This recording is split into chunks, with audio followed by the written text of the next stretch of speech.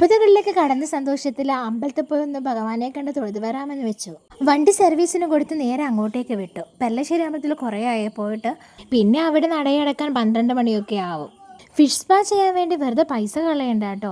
കുറച്ച് സമയം ഇവിടെ ഈ അമ്പലക്കുളത്തിൽ വന്നിരുന്നാൽ മതി. 11:30 മണിയായതുകൊണ്ട് സൂര്യൻ തലയ്ക്ക് മീതെ വന്നിരിക്കുന്നത് പോലെ ഉണ്ടായിരുന്നു.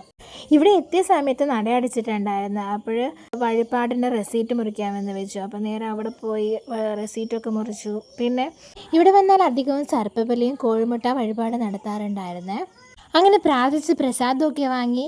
ഇവിടെ ആൽത്തറയിൽ ഓരോ കല്ലുകൾ ഓരോ ആഗ്രഹങ്ങളായിട്ട് വിചാരിച്ച് അതിൻ്റെ ആലിൻ്റെ ഇലയിലാക്കിയിട്ട് ഈ ആൽത്തറയിൽ ഇങ്ങനെ വയ്ക്കുന്നുണ്ട്. ഇതൊരു വിശ്വാസമാണോ അല്ലെങ്കിൽ ആരെങ്കിലും ചെയ്യുന്നത് കണ്ടിട്ട് ചെയ്യുന്നതാണോ എന്നറിയില്ല. തൊട്ടപ്പുറം തന്നെ അയ്യപ്പസ്വാമിയുടെ പ്രതിഷ്ഠ ഉണ്ടായിരുന്നു. അപ്പം അവിടെ ഒന്ന് കയറി തൊഴുതു. തൊട്ടപ്പുറം തന്നെ ഒരു മഹാവിഷ്ണു ക്ഷേത്രമുണ്ട്. അപ്പം അവിടെ ഒന്ന് കയറി. ഇവിടെ കണ്ട ഉരുളിയിൽ ഇങ്ങനെ മഞ്ചാടിയാക്കി വെച്ചിരിക്കുന്ന അവിടെ നിന്നൊരു പാൽപ്പായസവും കഴിപ്പിച്ചു.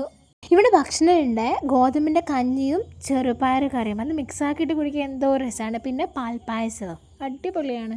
അടുത്തുള്ള സ്കൂൾ കുട്ടികളൊക്കെ വരുന്നുണ്ട് ഈ കഞ്ഞി കുടിക്കാൻ വേണ്ടിയിട്ട്. അതും കഴിച്ച് അവിടെ നിന്ന് ഇറങ്ങി.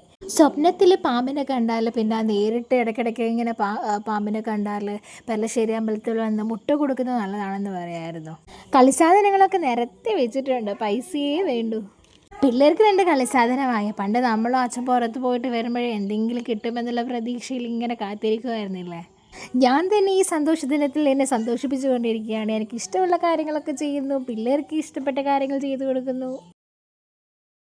ഋതു, ബർത്ത്ഡേക്ക് എന്നാ സ്പെഷ്യലായിട്ട് വേണ്ടേ? ചിക്കൻ. എന്ത് ചിക്കനാ? Fried chicken. ഫ്രൈഡ് ചിക്കനാ? KFC ഫ്രൈഡ് ചിക്കനാ? ശരിക്കും പിള്ളേരൊരു കാര്യം പറഞ്ഞതല്ലോ, ഒന്ന് ഉണ്ടാക്കി നോക്കാമെന്ന് വെച്ചു. ചിക്കൻ ഒന്ന് സോഫ്റ്റ് ആക്കാൻ പാലിൽ കുതിർത്ത് വെച്ചിട്ടുണ്ട്. എന്താവോ എന്തോ എന്തെങ്കിലുമൊക്കെ ആവും. അല്ലെങ്കിൽ ആക്കിയെടുക്കും നമ്മൾ.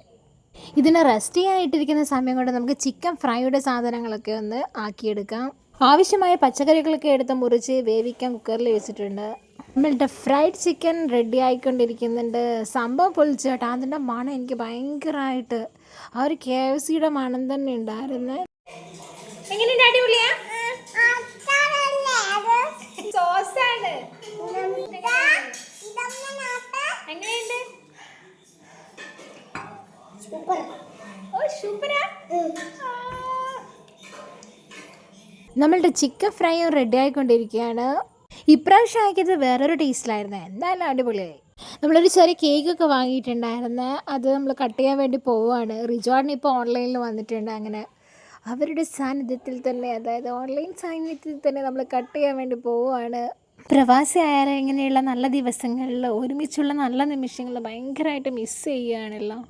സിൽവറിൻ്റെ ഗ്രീൻ കല്ലിൽ വെച്ചൊരു മോതിരം വാങ്ങിയിട്ടുണ്ടായിരുന്നേ. അത് റിജോർഡിൻ്റെ ബർത്ത്ഡേ ഗിഫ്റ്റായിട്ട് കണക്കാക്കണോ അതോ എൻ്റെ ആഗ്രഹ സഫലീകരണമായിട്ട് കണക്കാക്കണോ എന്നാണ് ഞാൻ ചോദിക്കുന്നത്. ഈ ഒരു ദിവസം എനിക്ക് ഭയങ്കര സന്തോഷമായി. ഇപ്രാവശ്യം കുറേ പുതിയ ആൾക്കാർ എന്നെ വിഷ് ചെയ്തു. റിജോർട്ട് വാങ്ങി തന്ന ഡ്രസ്സായിരുന്നു. അടിപൊളി, നല്ലൊരു കളറല്ലേ ഇത്. പായസവും ഫ്രൈഡ് ചിക്കനും എല്ലാം കഴിച്ച് വയറ് ഫുള്ളായിട്ടുണ്ടായിരുന്നേ.